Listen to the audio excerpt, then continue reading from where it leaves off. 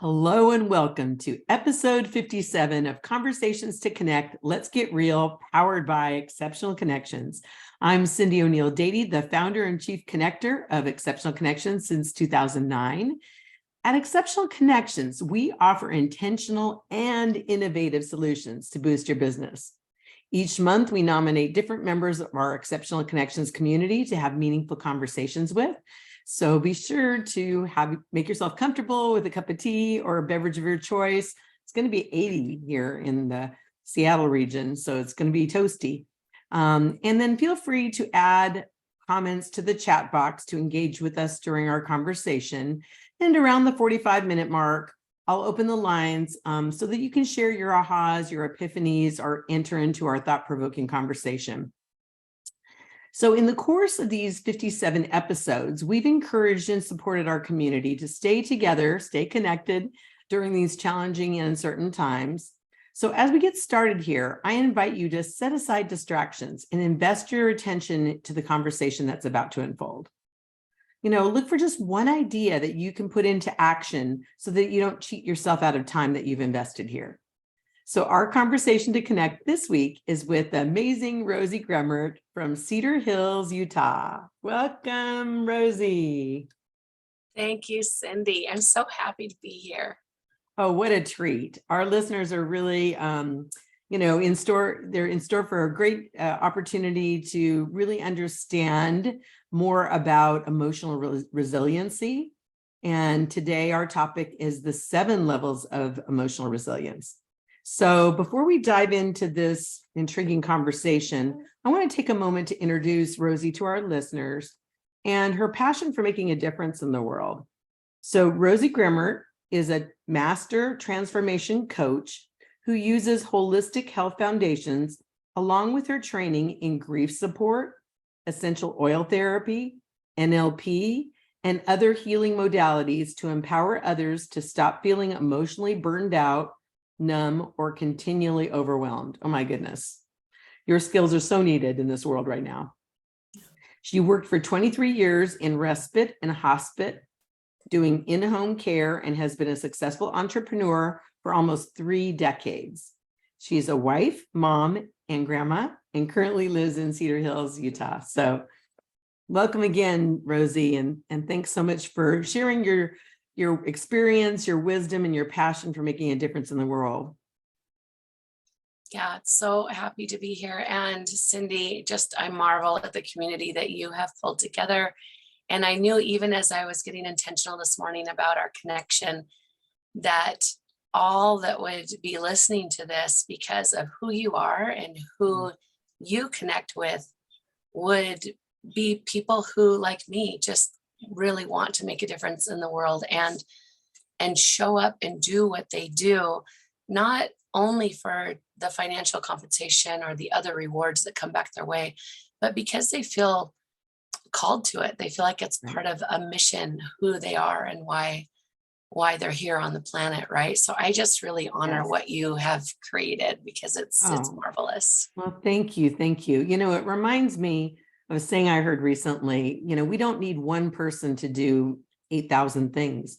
We need 8,000 people to do one thing. Yeah. And so if we all, can take that on and just do what, like you say, what your mission, what your vision, what your passion, what you're called to do, for all of us to step into that is so critical, especially at this time in the world and in history. Mm-hmm. Yeah, it is so true. So do you mind if I share just a little bit more about myself? No, I was just going to ask you to do that. Please share more about your journey before we jump in here. Thank you. Yes. So many times when I present this information, Cyndi and I talked about, I do use a slide deck, and it just felt like this is more like we're sitting around in Cyndi's living room, and like a slide deck just doesn't feel appropriate, right? But in that slide deck, I have a picture of my family. So I have 5 sons. 4 are all adults and married. And then we have a son who'll be in 10th grade next year. He still lives in our home. And so in this family picture, there's my husband and I and Noah, and then there's 8 other adults. And then there's 10 grandchildren, right? All in this all in this photo. And any of you who've ever done family pictures before, like if you've done family pictures before, there's the picture that's the one that you pick to print and put on the wall, because most of the people are looking forward. Nobody's making goofy faces. There isn't a grandchild trying to exit stage left, right? All of those things. That's the one that you put on the wall. And then in my slide deck, there's the next picture. And the next picture shows exactly that. There's one mom crouched down. She's got the little boy's face in her hands. And she's saying, if you just do 3 more smiles, I'm going to give you a sucker, you know? And the other one is moving and the baby's crying. And the one mom's trying to get her shirt pulled back down because she's been holding a kid who's cinched it all up. And I love it. That is our lives. Even if you aren't like me, where you have a bunch of children that are married and grandchildren, you can take that situation and you can lift it off of that precise description and you can overlay it onto something else. Many times there's the face or the picture or the image that most of our acquaintances, most people that we rub shoulders with get to see. And then there's the behind the scenes, right? There's that other thing that goes on. And I have not found a single person who can't relate to that. There's always the other things behind the scenes, right? Right. And emotional resilience really is how skilled, it's a skill, it's something that can be learned, right? How skilled are we each at going ahead and feeling and being present for all the things that occur in our lives, recognizing that they're not uncommon, they're normal, embracing them and finding the things to love and to find the joy in those things, not in spite of them, right? And actually in those things. And the quicker that we can cycle through and come into that space of presence again, where we can feel that joy and that connection and that presence, that is emotional resilience right there in a nutshell. That's it. Oh my goodness. I love that. I'm taking notes on that too, so I can really chew on it later. But I love that what you say, because you're right. We all want to present, this beautiful image of our life and our family. And in many respects, it is that. Mm-hmm. It's that, right? Because it's been captured. And we have those opportunities where we can really celebrate that. But the reality is it's not always pretty. No. And I love that what you were saying about find the joy in the moment, not in spite of it, right? Not in spite of it. Yes. And Mm-hmm. I'm not an advocate of having a social media picture perfect life reflection. That's not what I'm representing here at all. Mm-hmm. It's more like just in reality, we have circles of closeness of our friends and our acquaintances and the people that we work with. And there are some things where it's more that there just isn't time, or it's a professional setting. It's not appropriate maybe to share specific details about personal aspects of our lives. So it's not a matter of hiding or putting up a face. Right. It is just the reality of how we function in society. And then how do we still make that work for us so we can feel connected and feel joyful and have that emotional resilience to actually process and move through the things and come back out on the other side more quickly, right? Yes, that's beautiful. And you're right, because we have our inner circle. We have the people, our immediate family, our close friends, where we build those relationships, that rapport, that trust, that we can share more about what's going on in our lives. And it's nice to have that safe place, right? But not everybody needs to know what's going on all the time, and not everybody wants to know. Right. If the truth be told, is like, how are you doing? Fine. That means right. I don't want to tell anymore, and so it's okay. But yeah. Well, let's jump in, because there's so much to this, and especially right now, more than ever. I say that I'm sure every time in history we could, tomorrow we can say the same thing, but it just feels more weighty right now with all that's going in the world. So can you break it down for us and start us off with just like, what is emotional resilience? Mm-hmm.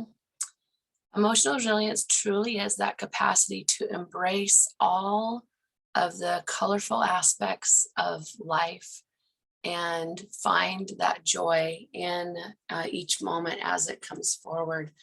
So, um, so many times we want to come across as being a positive person, or it can be a tendency, right? To be like, I don't want to complain.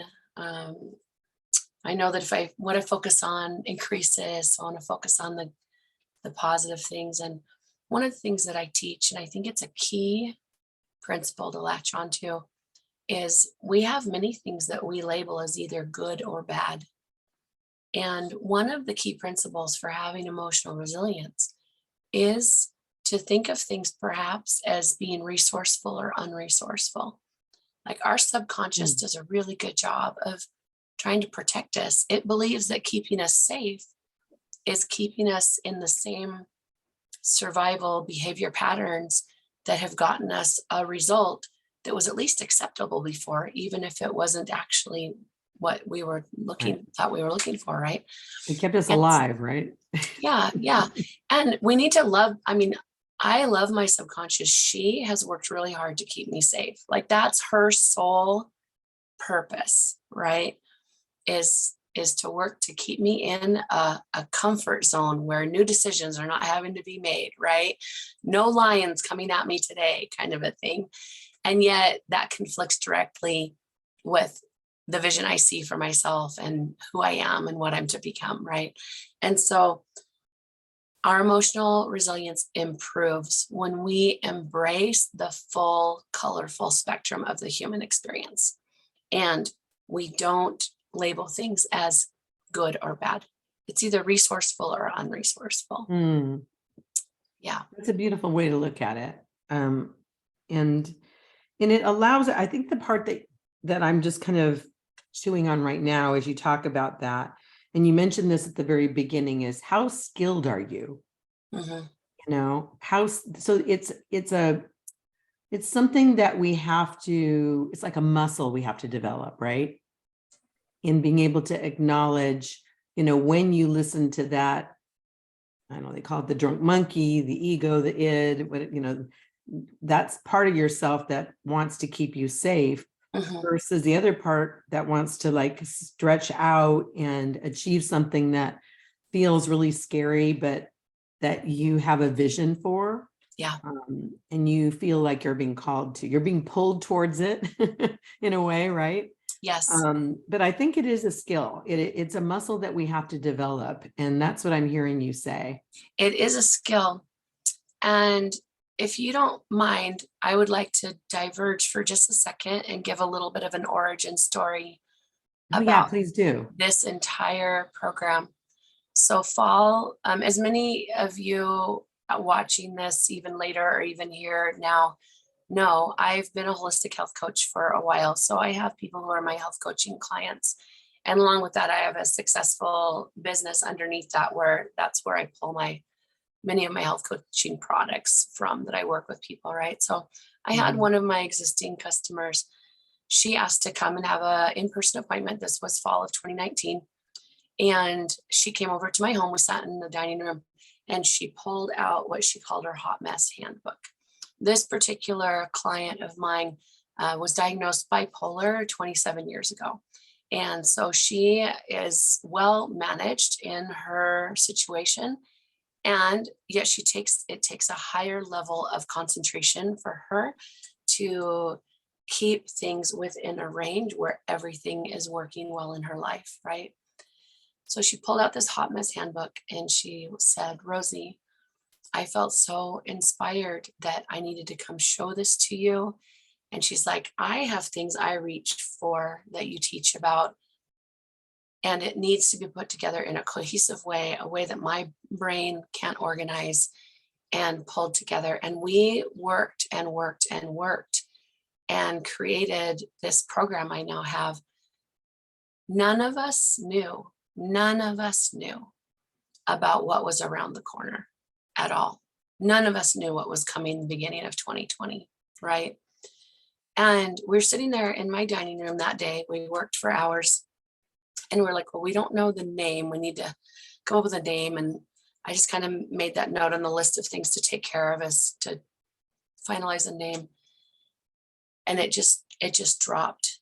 It just dropped. And I don't know if you've ever had times where you have, it's only a second of time, but there's about 30 minutes worth of stuff that all crams into that 1 second of time in your mind, right? I could just see it all. And the name Joytageous dropped. And that is where that came from, is the whole emotional resiliency program, the 7 levels of emotional resilience, all of the skills that my friend and I have all put into place from our own learning and growing. I mean, I have been a victim of trauma. So I've had all of my own years of my own personal learning and therapy and growth, and all of hers, and came together to what I now teach is the 7 levels of emotional resilience.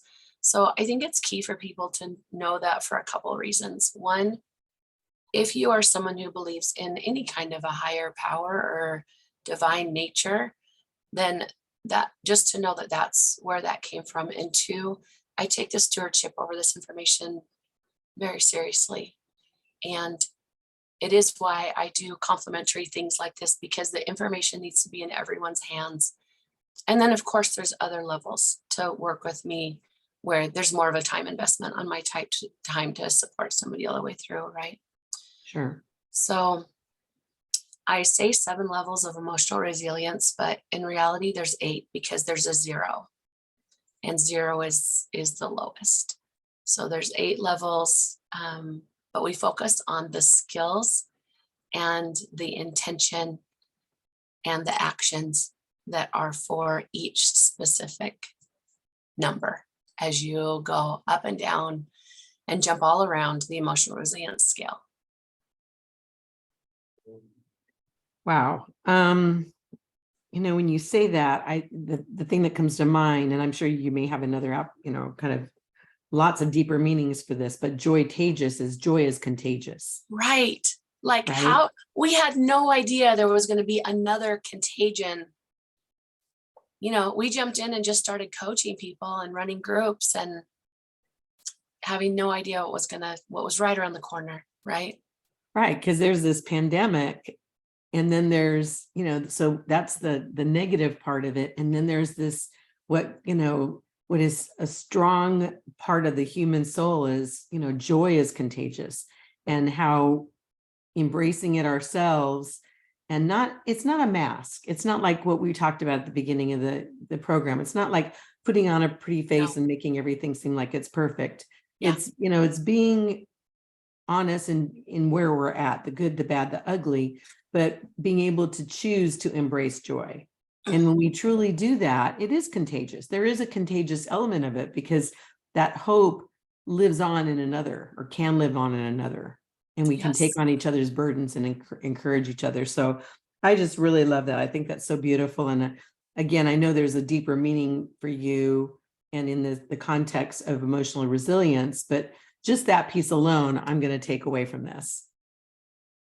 Yeah. Well, we'll get to it, but you'll, that is the highest level is 7, is when your joy, your presence, your inner joy, not the, like, I just won the lottery kind of joy. That's a different kind of joy, right? Sure. That's an excitement. But that inner joy is so evident and so big in you that it is contagious out to other people. I love it. I love it. Well, let's jump right in the interest of time, and share with us 0 or number 1, whatever level you want to. I'm imagining you're wanting to go from the lowest to the highest, but it's up to you. I just want to turn it over to you to share the different levels. Yeah. So Cyndi, if you're open to it, I would like to ask you a couple of questions, and that will help everybody to really be able to hook into what these different levels are and what they mean. And then we'll go through all of them. Okay, perfect. Okay with you? Yeah, absolutely. Okay. So Cyndi, if you were going to you run into me in the grocery store, and we haven't seen each other for a little while, and I am like, oh, how are you doing? What would you say back? Tell me, just envision that in your head. And what would you say back? I actually just said this, to somebody. So life's amazing. I feel so blessed. Yeah. And, and then from there, it just depends on how much time we have, right? It's, health, relationships, grandkids, Right. garden. Details. Garden is up there kind of. Details, all the things, right? It's summer, I can't deny that the garden is my happy place. Yes, I thought I had my book right here. Hold on just a sec. Oh, I do right here. Okay. So just as a little bit of evidence, let me show you for a second. On the word that you said back, over all of the people that I've coached, that answer they give back gives us a big clue onto where someone is on the emotional resilience scale in this moment, because right, it could change 20 minutes from now. It could change right? tomorrow, right? It could change tomorrow, right? Or today. And so when we look at number 7, and I know this might be tricky to see, but can you see right there? It says, I feel amazing. Mm. Can you see? I mean, that's the word that you picked. Mm-hmm. I feel amazing. And any of us that know Cyndi, like most of the time, she really is operating at a 6 or a 7. Like she's light. She's sharing out that light to others, right? Mm-hmm. Not that Cyndi doesn't have the full range of emotions. She does. And yet in that moment, when you ran into either me in your imagination in the grocery store or that actual person, that was what you were feeling, was 7. Many people, when I ask, how are you feeling? Or I get them to envision that, they say, I feel fine, right? Like fine is an answer I get a lot of times. Or I feel good. So fine lines up with 3, good lines up with 5. It comes, I mean, this is not a scientific experiment by any stretch, and yet so many times exactly right on with what somebody's feeling. So let's back up the truck just a little bit, because I'm sure you guys are all wondering, what are the different numbers and what do they stand for? And when I teach them, I usually do start with 3, because 3 is the area where a lot of people are kind of living. They're like, I feel fine. And sometimes I bump up to good, and then I might bump down to low, right? And they're not actually experiencing the full range of their emotions, because they want to keep things in check or protected or safe. Maybe some past situations have made it so they don't feel safe feeling angry or the depth of the sadness or whatever it is, right? Or they don't feel safe being that joyful. There can be other people around and they're like, you're being weird, you're being strange. You know what I mean? So the setting. So like, I'm yes. imagining you're in a funeral or, Mm-hmm. in a really somber setting, and you're like, I'm amazing, Yes. That wouldn't be appropriate, right? It wouldn't be appropriate. Yeah, it wouldn't. I have one client that she was putting a tool in place, which one of the things is to actually have a physical response when you're feeling joy or you have a win, like to go, yes, like you actually release dopamine when you have your body have a physical response at the same time you say something, right? Mm-hmm. And she was doing that, and her daughter that was 11 or 12, she was like, yeah, and she started dancing around with her mom. She thought that was like, she could buy into it, right? That was exciting. Her daughter that was 16, you're being weird, Mom. And she walked out of the room. So, it can kind of depend on where the other person is at too. Sure. You're around, right? Exactly. So I usually start with 3. So the intention, every single number has an intention. And these are all things, I know Cyndi will share about this at the end too. These are all concepts that I do teach in a little boot camp I have that's called Joy Tages Win for a Week, right? So the intention for 3 is focus. If you recognize that what's coming out of your out of your mouth is, I feel fine, or that's just kind of how you feel, is I feel fine. And there's, again, resourceful or unresourceful, it's not good or bad. Then giving yourself some focus is what, that intention of focus is what's going to help you move to a next level. And the question that goes along with 3 is, what does my routine look like? And you will be stunned how many times, if you recognize that you're feeling fine, you ask yourself, what does my routine look like? You will see, oh, I haven't gotten my water in today, or I didn't get my walk, or my sleep was disrupted last night, or I ate a bunch of things last night because we went out to dinner that I don't usually eat. And so things are a little off in my digestive system.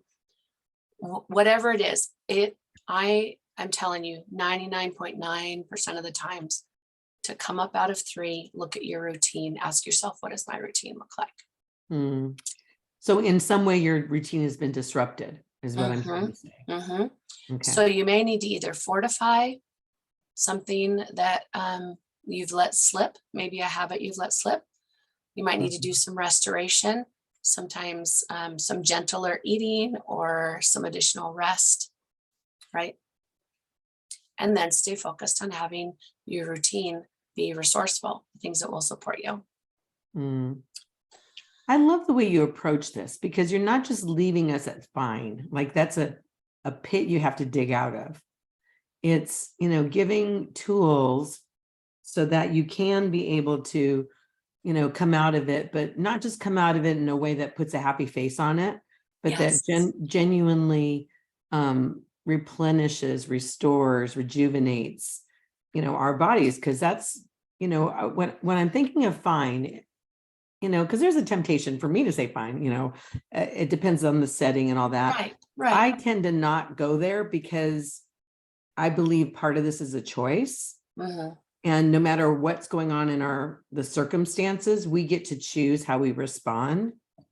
And so that's, kind of part of my thing. It doesn't mean that everything's perfect when I say amazing or great, or, it's just, that's what I'm choosing to embrace in spite of, or regardless of the situation. Yes. And Cyndi, that's a powerful tool that you have. That's a mindset that you already have learned. And not everybody's learned that. And there also can be a little bit of not fully processing a situation and unintentionally, again, this is our subconscious, kind of stuffing something down underneath, and it might keep coming back. And we all have that, where we cycle through growth, and hopefully for all of us, it's a upward spiral, but we'll keep passing through that place where that like a paintbrush swiping up a spring, right? We'll keep passing through that again as we keep spiraling upward, and we learn new levels of improving a situation, right? I know this sounds weird, and obviously I can't do this year round because of the weather, but when I don't like pulling weeds. I design my garden so I don't have to pull weeds. But when I do pull weeds, even if it's the teeny little ones in the containers, that's when I visualize the stuff in my life that needs to be pulled out. That's beautiful. And so that because I believe what you're saying, I agree with it. There's a balance between, like choosing, to be happy and to be joyful. And then there's also like, I don't want to not deal with it. Yes. I don't want to not feel it. And so there's a continuum that you're bringing us through. But in the midst of that, I think that there's little, I don't know, I call them life hacks for me, little things that I do that help me to like, remember, okay, there are weeds in my life. And I visualize things, and I say, I don't want, and this is my prayer, putting an axe to the root of things in my life. And I don't want to just pick the top of it, because then that root is still there. Yes. So it's, for me, it's a matter of like, help me God get to the root of whatever is going on in my life. It's not going to be easy. It's not going to be pretty. And the longer you let those roots grow, the harder it is to get them out. It's true. It's true. And many people aren't even aware that the roots are there. Like, it's all part of the process to to learn that piece right there. Yeah, because we can't see it. Yes. I mean, but I know that they're there. I mean, I know intuitively or whatever, whether it's because of the gardening or whatever. I know that this thing, whether it looks pretty on the top or not, if it's a root, if it's a weed, if it's not serving me well, that it has a source of nutrition or, something that's anchoring it. Yeah. And that's the goal. It's not just get rid of what's on top. Right. Anyway, I'm sorry, I didn't mean to take us on a wild I goose think it's chase there. beautiful. It's a beautiful representation, and I'm sure that many people will relate to it. The next number is 4, and the intention word for 4 is gratitude. So if you're ready to move out of 4, same scenario, I'll run into someone in the grocery store, and they say, I feel better, then many times that is that they're at a 4. I can tell that they're at a 4. They're not really fine. You've probably had times in your life where you've said better. Maybe you've run into somebody that knew that you'd had a loss or a big event in your life, or you'd been ill or whatever, right? Sure. I feel better. And then the question to ask yourself is, what do I now see in gratitude? And gratitude is such a powerful teacher and a powerful emotional resilience tool. In fact, in the Win for a Week, there's a whole piece where I share about all these emotional and physical health benefits just from a gratitude practice. Right. Yeah, phenomenal. So 4 is. So I'm kind of surprised. So would you, okay, so did I miss 1 and 2? And I'll come back around to Okay. 1 and 2. Okay. Thanks for I'm just asking that, though, surprised 'cause that someone else fine- could be wondering. But 1 and 2 can feel kind of heavy. So I've learned I like teaching this from 3 up, and then we'll go back down to 0, yeah, no 1, problem. 2. I just want to make sure I didn't miss it. Yeah. So 3 being fine, 4 being better, but you're in gratitude. Is that how you're looking at it? Yeah. Okay. 4 is what someone usually says is, I feel better. Their word Okay. would be better. Okay. And the intention is gratitude. Intention's And then gratitude. the question, so each thing has 3 parts. The question is, what do I now see in gratitude? Perfect. Okay. Yeah. Got it. And some of the other questions that are effective in here is like, what's the lesson? Sometimes people will say it that way. If you can't quite figure out where it's coming from, you can be like, what didn't go my way? What is it that I didn't love how I reacted to? Like, those are the kinds of probing questions you can ask yourself. Very reflective. Yes. And then what do I now see in gratitude? When you're not in a 4 yet, you're not ready to ask those questions. Okay. If you're like, I don't give a flip about that right now, you're not at a 4 yet. Does that make any sense? Yes. You still need to look at your routine or some of the other skills that come with 0, 1, and 2. Okay, so I'm seeing a picture of like 3 being you're in the mud. It's hard to get reflective. 3 is a little bit stagnant. Yeah. Yeah. And like I shared before, most would you people call it stuck too? Kind of. Yeah, it can feel stuck. It can feel stuck. Okay. Yeah. Okay, I'm sorry. I didn't want to throw you off there, but I'm getting a visual of the different levels, and it's really instructive here.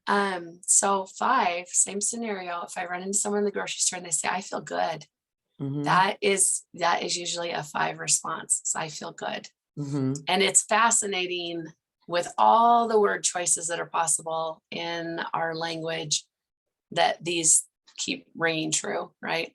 The intention for 5 is boundaries. Now, in the Joytages program, we actually have different words. I've trademarked the program. We have different words that we use instead of ones that sometimes people have already hooked their own definitions or connotations onto.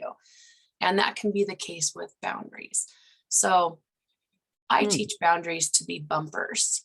Imagine that you're going bowling, you're taking your family with you or a bunch of friends, varying degrees of bowling expertise in the group, and you want everyone to have a good time, and nobody really cares about what the score is going to be.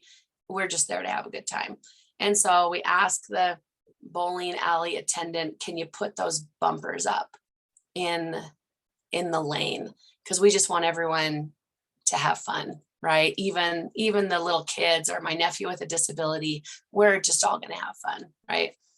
And that's what to think of when you think of 5 is your bumpers. What are the things that you have in place to make sure that you don't go into the gutter, right? Right. That you're still able to be heading in the direction that you want to go in. Guardrails. And so the question that goes with 5 is, how do I keep promises to myself? Hmm.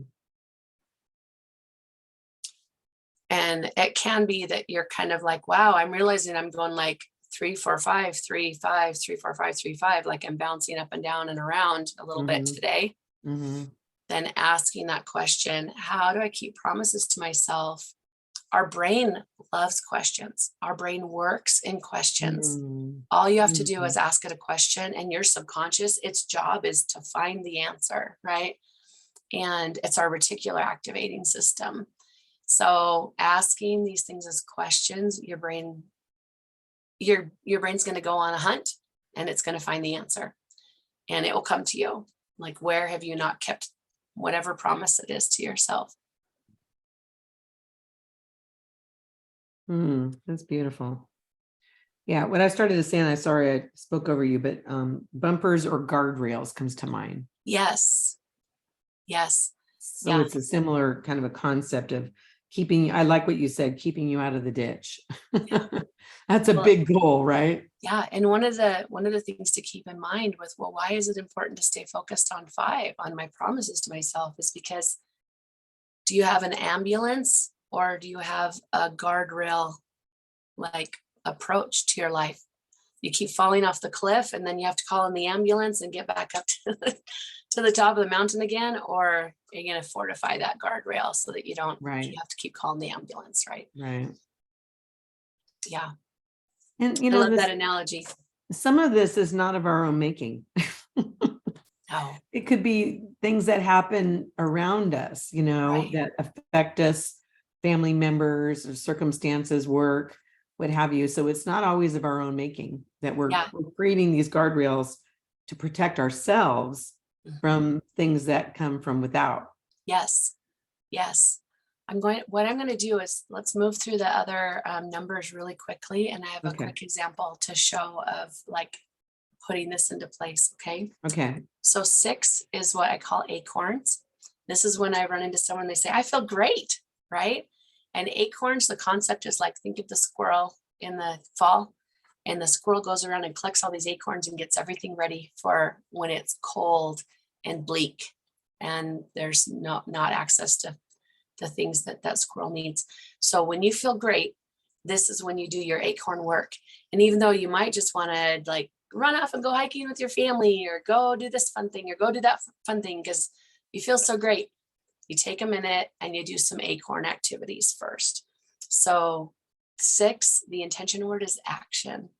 This is where you've got the energy, you've got the empowerment to take some action so that next time you do dip to a 0, 1, or a 2, you've got things in place to support you. And then you can still go out and enjoy being in a 6. And then 7. It feels real intentional too. That's intentional. It is intentional. Yeah. Yeah. This is the time where maybe you do some food prep or some grocery shopping, or you get something organized, or you plan something out so that it's easier later on and it's not a stress, right? Yeah. And then 7 is joytagious, and my joy is contagious. The intention word for 7 is presence. That deep joy really is a connected presence. It can be a connected presence to yourself, to your divine, to people you care about, to a space, to nature. It's a deep joy, right? And then the question for there is, how is my joy contagious? And when we start to see those ripples of how that light in us going out to others really is impacting others as well, it actually sparks our own 7 a little bit more too. I love the visual of the ripple effect. Yeah. That's such a beautiful a beautiful kind of a metaphor for life and giving life, extending life, sharing with others. It's just beautiful. Yeah. And our ripples all overlap, Mhm. right? Mm-hmm. Because that's what we want to be. Don't we want to be? We don't want to be a stagnant pond.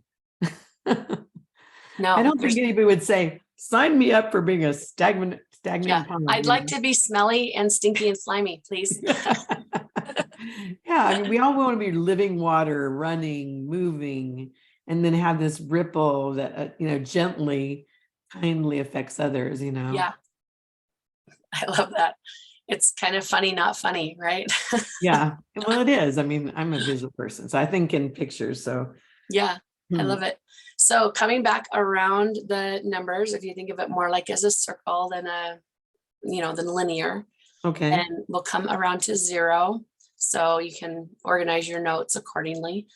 And 0 is truly emergencies. So this is, many times people won't even say this, but if they're talking to themselves, they feel their worst. This is their low. And each person's 0 looks differently. When we go through the Joy Changes program, people basically write the handbook on themselves, because we identify what do the actions, behaviors, and thoughts look like for the individual at each level, so that then you can recognize them and you know what skills to put in place, right? Right. So for 0, it's comfort. The intention word is comfort. If one tries to jump to other skills when they are still 0, then the full processing is not going to occur. The question to ask here is, how do I center myself? When one is in 0, they're usually in fight, flight, or freeze. And so the amygdala is in protect. And if you know anything about freeze, I don't know, people are more familiar with animals than others, but it is truly a mechanism that prepares that animal for ultimate death, because they freeze because the predator is going to there's no other way out. And so numbing, pain killing, endorphins are released, and we have that built into ourselves as well. And so the idea is comfort and to help yourself come up out of fight, flight, or freeze. This is one of the areas where working with essential oils is key, because our amygdala is right there in the center of our brain, down by the brain stem. Our olfactory nerves actually wrap right around the amygdala. That's why smell is your most powerful scent. So if you notice that you're in fight, flight, or freeze, you're not getting things done at all, using honestly any essential oil is going to help you to get to your higher thinking instead, up out of the amygdala, recover enough to come up into your frontal lobe, into your higher thinking skills, and to be able to start to do some of the other steps. So the intention's comfort, and the question is, how do I center myself? Okay, I love that. So I've heard this before, but the word that you used once that has really impacted me is a disruptor. This is the time where an essential oil, like we were talking about this before the show, we're all putting our oils on and getting all ready for the show here. Yes. And my oil of choice for doing events is like adaptive. And you were telling me about the components. You were telling one of our listeners one of the benefits of that, but it disrupts you. So if you're feeling like a little low, a little down, a little off, a little whatever, too much in your head, need to be more in your heart. I love that the picture that you've shared in the past with me, and what I'm hearing you say now is the essential oil, the scent of it, I guess, the components of it can disrupt and move you to another level. Yes. Yeah. Yeah. And in the program, I actually have specific oils aligned with each number. 2. Okay. Well, that'd be Okay. fun. Moving to 1. When in the Okay. same scenario, you're running someone in the grocery store, how you're feeling. And usually people say, I feel low. I feel down is another way people say that, low or down. I know my voice is starting to show its wear. And Okay. so the intention for this is validate. This is where it can be helpful for someone to have somebody else to talk to journal, to really be able to try to process, right? And the Mhm. question that goes along with 1 is what's really happening. That Mm. question is so powerful to help somebody get down to, just like you were sharing about, Cyndi, the root, right? What's really behind this? Oh, I am so sorry to my daughter-in-law. I didn't mean to snap at you. The whole reason why I responded that way is because of something my own mother-in-law said to me 40 years ago, right? Right. Like that, what is really happening? And Right. then, hopefully there's people that surround you that get to witness your trips and your fumbles, and just can love you as you're honest with them Right. about what's really happening, right? Right. What I love when I hear something like that is the upset's not about the upset. Mhm. There's something else behind that. It wasn't just that particular situation, that cleared my plate before I was done or whatever. It just reminded you of something that happened in the past. It was a trigger. Yes. Yes. And another good principle to keep in mind in here is things are not good or bad. We can put this social construct on ourselves that it's bad if I can't get out of bed for 7 days in a row, and I'm forcing myself out after having to hit snooze for 5 times, right? That's bad. No, it's not. Your body is sending you a message that you need some restoration, you need some healing, something's not being paid attention to. So Mhm. asking these questions can help you to get to the point where then you can be operating Mhm. in a more resourceful way and be more Mhm. who you can show up to be, because you've shown up that way in other times, right? Right. So it's not good or bad. It just is. And also, I don't know why it hit me on this one more than the other numbers, but the question could be something other people ask of you to support you, but also you can ask for yourself. Yes. So when Ask you're yourself. when you're answering, how are you feeling? Oh, a little low, a little down, a little off. I don't know if that's that word or another word, but it just comes to mind. You're like, oh, what's really going on? That I answered that, Right. right? It's a trigger for ourselves as well. Yeah. With myself, I had a situation like that where I just was off. I just didn't want to do anything. I didn't want to see anybody. I wasn't getting things done. Nothing was bringing me any joy. I asked myself, what is really happening? And it came to me, not immediately, but within the half an hour.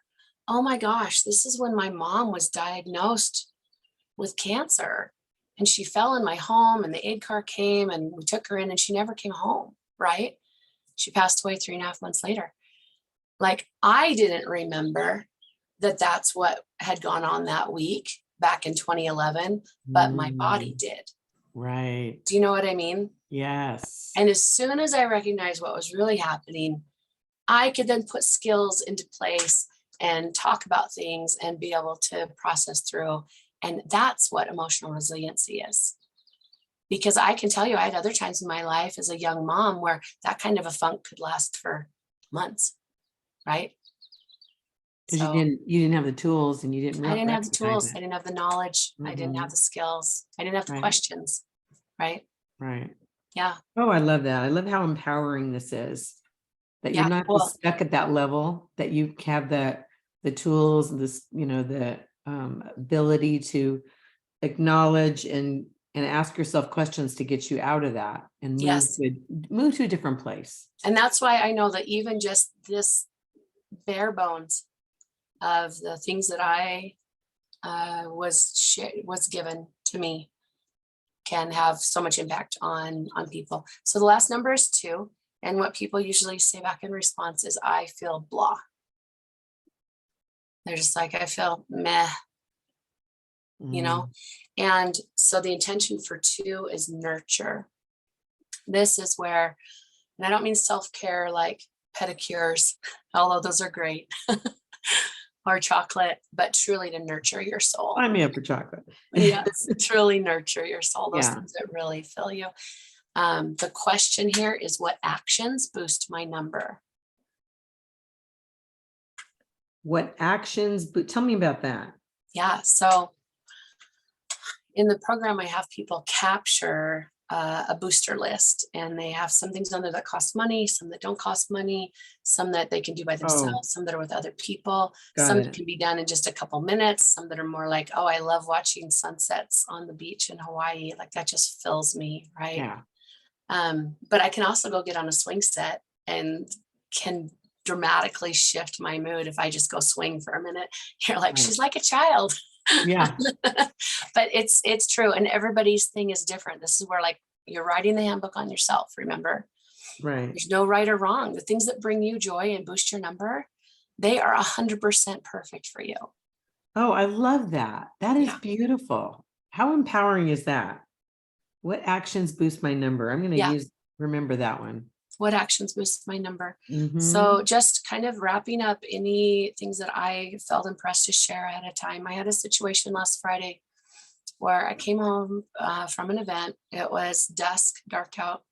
I came in, said hi to my family, and started to go about the things that you usually do to, like, you're we've got like animals and a garden, and so there's some watering, and Sure. I went to go outside and go into this little gated area, then into our shed to go give some food and water to a mama cat and some kittens we had.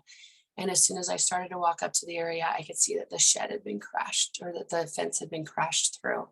And as I opened the shed door, the enclosure that had the kittens in it, which is again another layer of fencing, right, had been crashed through and just destroyed.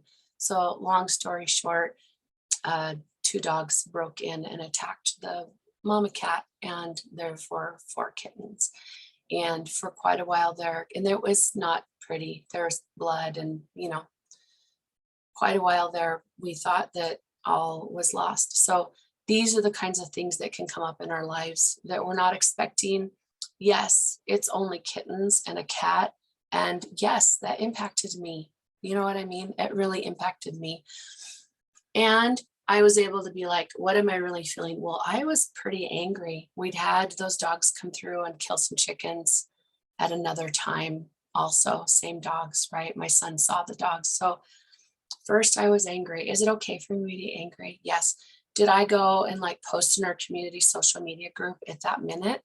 No, I didn't, because I knew I needed time to process, to get to where I wasn't in my fight, flight, or freeze, right? And get up here. So I put my skills in place, and I did start taking action. What brought me comfort and brought me up then from a 2 was I started cleaning up.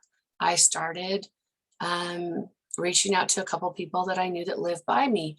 Hey, if you find any kittens, we had this happen. It could be that some ran, right? I took some actions. And in the course of that, we did recover 3 of the kittens. One of the kittens and the mama is still gone, even though we're days later. So I'm sure they're deceased. And also our neighbor had, her cat was killed the next night by the same dog. She caught them on film. So there's more work to do around all of this. Right. And I just want it to be a personal, like, testimony of how, even though I'm the one that developed the program, even though I coach it, this is what I really use. Right. When my husband comes in and he's pulled up the hydrangea plant that I've been trying to nurture for the last 5 years, and he decided it was dead, I need to put my skills in place here, because it's okay. It really is okay. And yet it was still okay for me to have a response about that, right? And I could do it in a resourceful way. Sure. And not have it impact days, possibly like it might have when I was 21, right? Right. Yeah. Well, the reality is we all have feelings, and it's okay to, we need to feel our feelings. Yeah. It's not only okay, it's imperative. Well, it is. It's so critical. And thanks for, stopping me to be able to say that. Yeah. What I've realized in my life through things I've been through and my, mentoring along the way is it's not about the feelings, it's how fast we can catch ourselves. Yes. So that's the difference. It's like, do we wallow in it, or do we give ourselves permission to feel what we feel, and then ask ourselves the questions we need to move through it? Yes. Yep, it's true.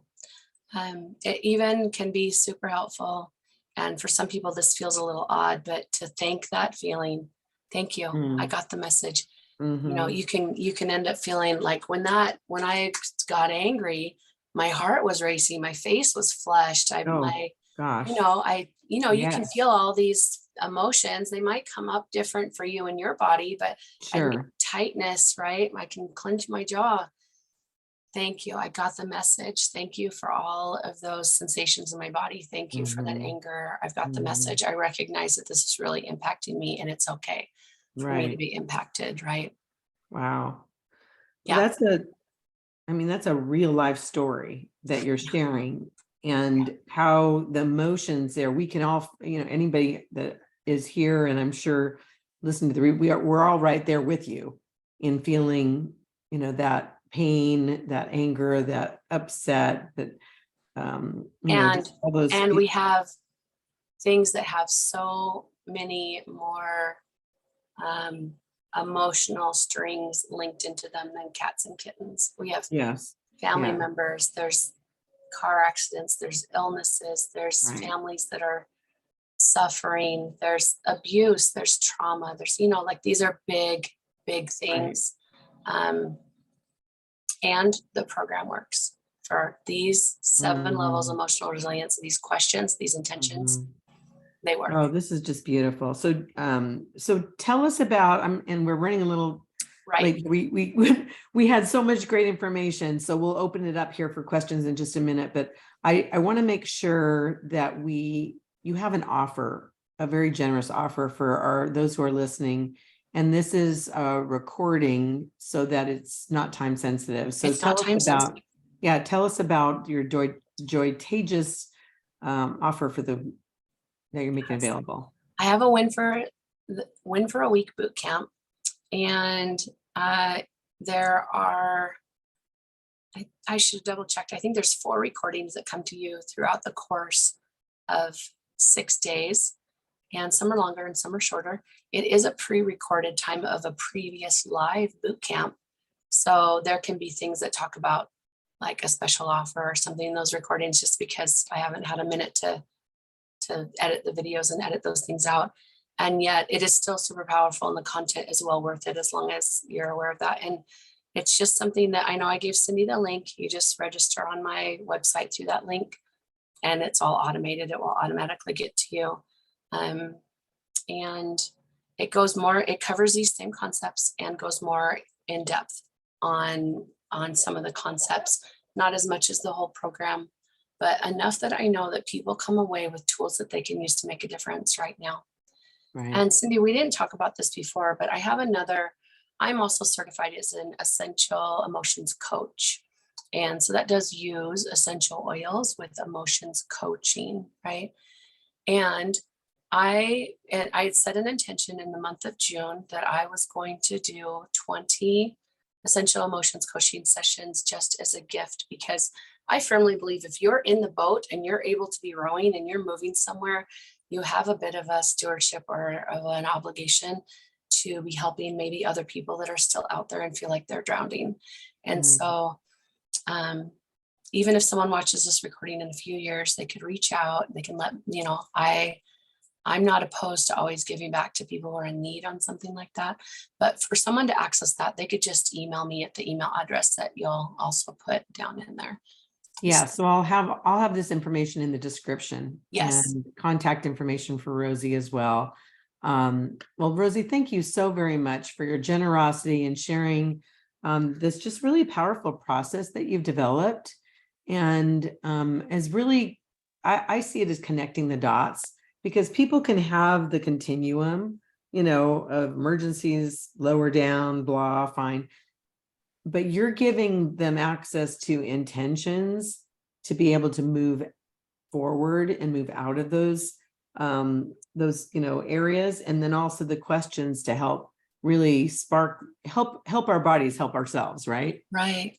So thank you so much for that. And so I want to be able to, anybody has a question, feel free to unmute yourself, and we'll take a few moments and have a conversation with Rosie here while we have access to her. So Gail?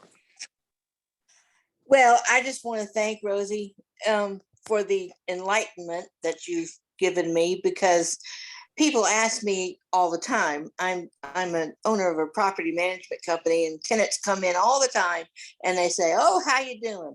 And I say, "Oh, I'm doing well." And that's the end of that. And then they start telling me their life story. And I'm always positive with them when they tell me their life story, but I really never have given any thought to my feelings and why do I say I'm doing well. And I sometimes say I'm doing fine, but I never thought about the skills that I need to consider for myself. And so you've just completely given me a whole new resource to sort of reflect on, and I really appreciate it. Thank you so much. Good. I can't wait to see what an impact it will have for you. That's beautiful. Thank you. Yeah, we all have a different perspective. I love that she said it has her reflect on, Gail mentioned it, reflect on her. Yeah. Obviously when you want to move out of it, but when you're thinking of it in relation to other people, interacting with other people. So I see Chuck, you unmuted yourself. Yeah, well, I have a comment, kind of an aha for Rosie here. Rosie always exudes wisdom to me. I mean, I don't know how many years I've known you, Rosie, but quite a few. And you always exude this wisdom. It's like amazing to me, So I looked at this program you developed, and it's almost, I don't know, it's in a good way mind-boggling, because it's so large and so universal, it feels like. I thought, it's amazing that you could think of this and be able to put it in a way that people can actually utilize it, because it's such a huge concept. Mm-hmm. And so I think it's great, and I love this kind of thing. So I'd say it's great that you did this, and I think it would be very powerful to help people. I'm almost sitting there saying, geez, how do I even get my mind around all this? And there's so much information here. It's amazing to me. Yeah, it is a lot. And when I first started coaching this in 2019, we tried to teach everybody the whole thing, just meeting with them like 2 times. And, now it's a 12-week program, because that way people can learn concepts, put them into place, come back, return and report, learn new concepts, put them into place. Right. Yeah. I appreciate your feedback, Chuck, and it's so good to see you. I miss my Seattle people. So. Yeah. We're hoping to get her back. Come for a visit. But she's having fun in Utah, though, right? That's right. We've got to go to her or wait for her to come to us, and when she has a vacation. Yeah, that's right. And she's working on it. I put the bug in her ear. Yeah. Yeah. Well, give this program here in Seattle. I do the program completely virtually now. So people, I have clients from all over the world. Excellent. Yeah, That's a great message. I'm imagining it's amazing, because just this little taste has got my brain going, and I can see for those who are here and listening to their just their reaction and their expressions. I just want to thank you, Rosie, for your contribution to me, your friendship over the years, to the Exceptional Connections community, to us who are joining us live, for those who are watching the replay. This is just really beautiful. And I love that you've identified the areas that we all kind of filter through, whether we say it out loud or not. And that's called life. And then the tools that you've given us with intentions and questions to move through those, as we mentioned earlier. So thank you so much for that. I do have one question of my own. On number 2, where you say blah, the thing that comes to me is numb too. I'm imagining that's part of that, right? Yes. Yep. Because there's times where we just feel, like you say, stuck or numb, or just you don't know how you feel. It's just kind of a no man's land. And so be able to put a word to it is healing. Yeah. You just increase that awareness. You accept it. It's not good or bad. And Right. then can take steps and actions, put tools into place. Every number Yes. has more specific tools that go with it. And yeah. I love it. It's beautiful. Well, any parting words for our those who are live here, those who are listening to the replay later, that you want to leave before we sign off? Yes, actually, it is my intention that anybody who catches this recording later, or those of you that are here live, that you really can feel that I genuinely feel like I have a stewardship over this information that I have been given. And all I want is for, even if it's only one aspect of this, for it to make a difference in your life. And I do love it when I hear back from people. I'll get emails even from, free trainings, or I go and do a lecture or whatever and presentation, and they'll share about how something made a difference in their life just the next day, or, just the next weekend. And I love hearing those things. Because that is really what has me keep moving forward, is knowing that I'm making a difference in people's lives. I will tell people I'm a joy coach, I'm a transformation coach, and it is my purpose here on this earth to help especially women, but not only, who have had trauma in their lives, just to be able to find a better way and to return to joy, right? To learn how to return to joy. That's beautiful. Yeah. That's beautiful. Well, thank you, Rosie, again. And for those who are listening, if you were at all touched, intrigued, inspired by this conversation, I highly recommend that you just go to the description box below and click on the free bootcamp link that Rosie has generously made available to our community, and take advantage of it and reach out to Rosie. And, I'm imagining you have a 12-week program. You might opportunity for them to take advantage of it virtually, no matter where they live. So thank you. And I just want to, parting remarks, just encourage everyone to make every exception an exceptional connection. And thanks for joining us. Thank Bye, you. everyone. Bye. Bye.